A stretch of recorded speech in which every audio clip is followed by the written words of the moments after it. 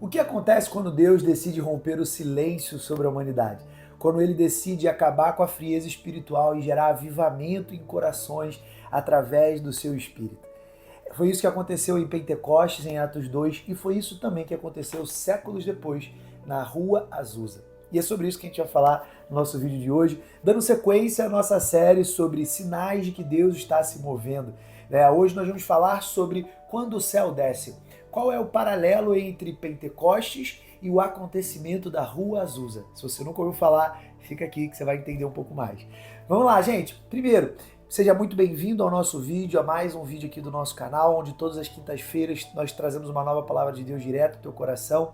E hoje, como eu falei, nós vamos dar sequência à nossa série Sinais de que Deus está se movendo. Hoje nós estamos falando sobre uma série de avivamentos que Deus promoveu nas histórias bíblicas, mas também na humanidade após a ressurreição de Jesus no Novo Testamento e coisas que vêm acontecendo mais próximo da gente a nível histórico. Então, vamos entender como que isso aconteceu nesses dois acontecimentos, Pentecostes e Azusa, e como que ainda acontece nos dias de hoje. Vamos lá? Se você puder, abra sua Bíblia comigo lá em Atos capítulo 2, versículo 1. E não se esqueça, se você ainda não é inscrito aqui no nosso canal, tá perdendo tempo, né? Já clica aí logo e se inscreva para que você receba a notificação e não perca nenhum vídeo dessa série, tá bom? Ó, Atos 2, 1 diz o seguinte: E quando o dia de Pentecostes chegou, completamente, todos eles estavam unânimes em um lugar. E de repente veio um som do céu, como de uma rajada de vento impetuoso, e encheu toda a casa onde eles estavam assentados. E lá apareceram a eles línguas divididas como de fogo, e pousou sobre cada um deles. E todos foram cheios do Espírito Santo, e começaram a falar em outros idiomas, conforme o Espírito Santo lhes concedia falar. Essa passagem, para mim, talvez seja a mais impactante de toda a Bíblia, porque essa passagem me mostra uma história se cumprindo, uma promessa de Jesus se cumprindo e o coração de discípulos que já estavam, de certa forma, ansiosos para a vinda de um Consolador que havia sido prometido por Jesus, e ele chega nesse dia em Pentecostes. Então esse é um dia simbólico para o início da igreja, para a igreja primitiva, e que muita gente, quando lê essa passagem, pensa: ah, não, mas isso foi só naquela época. Eu não creio nisso, eu creio que, de fato, isso não aconteceu apenas naquela época, mas aconteceu também na Rua Azusa, como falaremos hoje, e acontece até hoje, na minha e na sua vida, desde que nós busquemos como esses homens aqui buscaram. Então, na prática, o que aconteceu em Pentecostes? Pentecostes foi um momento onde Jesus já tinha morrido, tinha ressuscitado, e quando ele ressuscitou, a Bíblia diz que ele volta, fica 40 dias aproximadamente com os discípulos depois de ressurreto, e ele avisa aos discípulos: ó, fiquem lá em Jerusalém e esperem que o Consolador vai chegar até vocês. E nesse momento, aí sim, vocês vão começar a levar a palavra, a criar, a seguir tudo que eu comecei no meu ministério. Então, os discípulos recebem ordens claras de ficar em Jerusalém e esperar. E aí, no dia de Pentecostes, 50 dias aproximadamente, depois da ressurreição de Jesus, chega esse momento onde eles estavam orando, um vento impetuoso entra e eles são tocados pelo Espírito Santo. Então a Bíblia é clara que não foi apenas um sentimentalismo, não foi apenas uma emoção, não foi apenas uma oração mais fervorosa, não. Foi realmente um vento que entrou na casa e a partir dali o Espírito Santo tocou nesses homens e línguas de fogo passaram a dominar sobre eles, eles passaram a falar línguas estranhas e a partir dali começou um fluir dos dons do Espírito Santo, como Paulo nos ensina pouco depois em Coríntios. Então, na prática, quando a gente entende a história que houve de fato em Pentecostes, a gente consegue entender o que aconteceu também na Rua Azusa. Qual que é o paralelo da história de Pentecostes, de Atos 2, com a história que teve na Rua Azusa em 1906? Vamos lá. Na Rua Azusa, em 1906, foi iniciado um movimento lá na Califórnia, em Los Angeles, liderado por William Simon, um homem que pregava a palavra de Deus e ele pregava em lugares pequenos, só que de repente o Espírito Santo começou a fluir e ele começou a ver cultos que tinham muitas pessoas, começaram a ficar muito lotado, a ponto dele ter que buscar um outro lugar, e ele pegou um galpão que ficava exatamente na Rua Azusa, e naquele galpão ali cabiam milhares de pessoas, mas sempre lotava a ponto de ter gente do lado de fora. Então era tanta gente, eram tantas pessoas, que relatos dizem que pessoas que chegavam meio mesmo da rua, do lado de fora, já eram tocadas pelo fluir do Espírito Santo, começavam a ser batizadas no Espírito Santo, falar em línguas, dons espirituais, curas, tudo isso era liberado e a partir daquele momento, toda aquela cidade começou a viver um novo mover.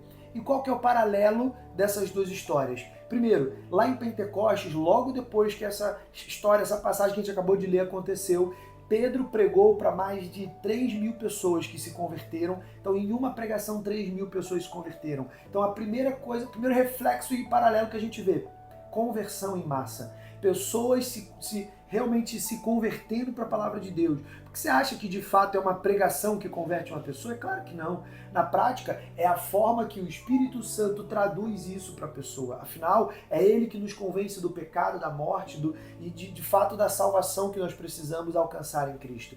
Então, o primeiro ponto é a conversão em massa. O segundo ponto são os impactos sociais gerados por aquele movimento. Ou seja, na época, alguns relatos dizem que bares fecharam, que centros de prostituição fecharam, que vários lugares ali que as pessoas só faziam coisas que eram pecados, na prática, começaram a fechar e as igrejas começaram a lotar. Não apenas a de William Simon, mas todas as igrejas começaram a lotar. Então isso começou como um movimento e uma igreja que aumentou para uma igreja, de repente tomou uma cidade e ganhou proporções nacionais nos Estados Unidos na época e depois internacionais no mundo todo. Tanto que até hoje nós clamamos por um avivamento similar ao que teve em Pentecostes e na Rua Azusa.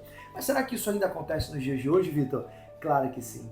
Claro que sim, eu creio que isso ainda ocorre nos dias de hoje. A gente vive hoje um momento que sim, a igreja está num traço de avivamento. E posso te falar mais? Eu creio muito, do fundo do meu coração, isso é uma crença pessoal minha, não é bíblico, ninguém me falou isso, não é uma revelação, mas eu creio muito que o centro desse avivamento será o Brasil. Porque o Brasil hoje é uma nação que busca Deus de uma maneira que nenhuma outra nação de repente já buscou. Porque nós entendemos o poder do Espírito Santo e nós conseguimos ver também os traços do mundo na nossa realidade. E é exatamente no meio de uma geração tão incrédula, no meio de um momento político, econômico, religioso, onde muitas pessoas querem colocar a religião à frente de Jesus. E na prática não tem a ver com religião, não tem a ver com uma bandeira, não tem a ver com de qual igreja você é, não tem a ver com se você é católico, evangélico ou se você é de outra religião. Tem a ver com o fato de você crer na salvação em Jesus e ser tocado pelo Espírito Santo.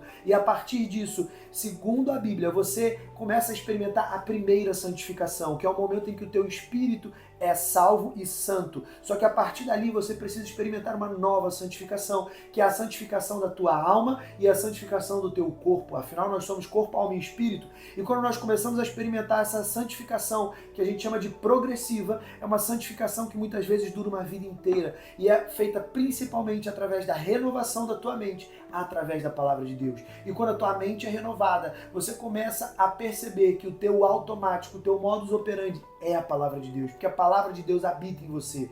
Na época, por exemplo, na igreja primitiva, nessa época de Pentecostes, não existia uma Bíblia como essas que a gente tem hoje, que a gente pode levar para qualquer lugar. E, poxa, o que fala lá naquela passagem? A gente vai lá e abre. Na época, as pessoas precisavam gravar nos momentos que tinham pregações, tudo que era falado, para elas realmente conseguirem ter a palavra de Deus dentro delas. Olha a diferença. Então hoje nós temos a palavra impressa, hoje nós temos o Espírito Santo que foi liberado desde Pentecostes e que quer liberar um avivamento. Mas deixa eu te contar uma coisa, um avivamento não necessariamente começa através de uma pregação de um pastor ou de um pregador. Um avivamento não começa através de apenas uma igreja clamando, mas um avivamento começa através de uma pessoa, um joelho dobrado, como nós falamos da história de Evan Roberts, como nós falamos hoje da história de William Simon e como começou lá em Pentecostes, em Atos 2, quando homens estavam simplesmente reunidos orando, mas a partir daquela oração o Espírito Santo desceu. Quantas vezes isso já aconteceu comigo no secreto? Quantas vezes isso já aconteceu contigo, talvez? Nós precisamos buscar isso mais do que qualquer outra coisa. E a partir do momento que nós buscamos isso como uma premissa, como uma primícia da nossa vida, esse agir, esse fluir do Espírito Santo começa a nos conduzir e a partir desse momento nós começamos a experimentar primeiro um avivamento pessoal, depois um avivamento familiar e a partir dali um avivamento em todas as áreas da tua vida. Mas não para por aí. Deus não quer avivar apenas a tua vida profissional, familiar, financeira, espiritual. Deus quer avivar o teu bairro. a tua casa, Deus quer avivar a tua vida inteira e Deus quer que você seja um instrumento para que pessoas experimentem esse mesmo avivamento. E aí, você está pronto? Então, responda ao chamado de Deus, feche seus olhos e vamos orar para a gente finalizar. Pai, em nome de Jesus, nós te agradecemos, Senhor, pela tua palavra que é viva e eficaz.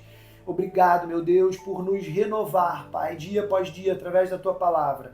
Obrigado, Senhor, pela experiência de Pentecostes que aqueles homens experimentaram, que William Seymour experimentou em Azusa, Pai, mas que nós também experimentamos nos dias de hoje, através do teu mover, através do teu fluir. Senhor, em nome de Jesus, nós declaramos, Pai, um avivamento pessoal, um avivamento familiar, um avivamento no nosso bairro, na nossa cidade, no nosso país.